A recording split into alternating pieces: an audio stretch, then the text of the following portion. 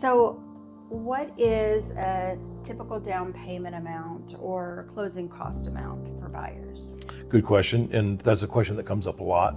Typically down payment for FHA, 3.5%. Conventional, it's going to be 5%, but there are programs that'll let you put 3% down. As far as closing costs go, generally what you're going to probably find is closing costs are going to be somewhere in the 2 to 3% range.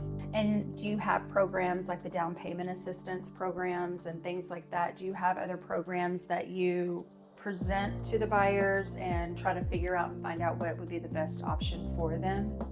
Absolutely, and as a matter of fact, Supreme Lending is actually one of the top producers of the down payment assistance. We do a lot of down payment assistance loans. It's real popular right now. Basically what it does is it'll cover your down payment to get in a house. In addition to that, whatever we have access to over and above the down payment, we can put that towards closing cost. So it really will alleviate so much money out of the buyer's pocket. Okay. And so that's a good thing, yeah. Okay.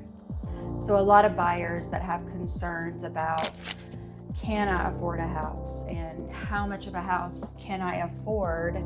There's a lot of options out there. So it's really just talking with the lender and finding out what program or what direction works best for you.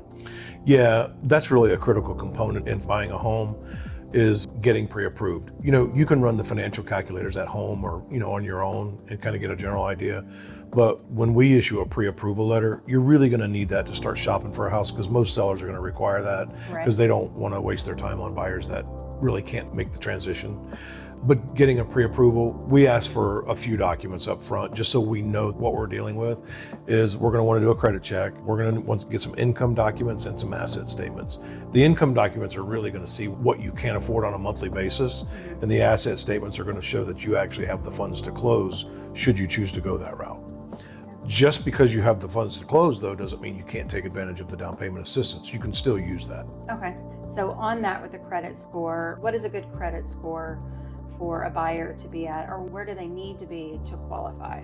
Yeah, so FHA, we can get FHA loans done about 580, and obviously higher is better. As far as the down payment assistance, Diane, the down payment assistance programs, they actually are going to want a 640 credit score.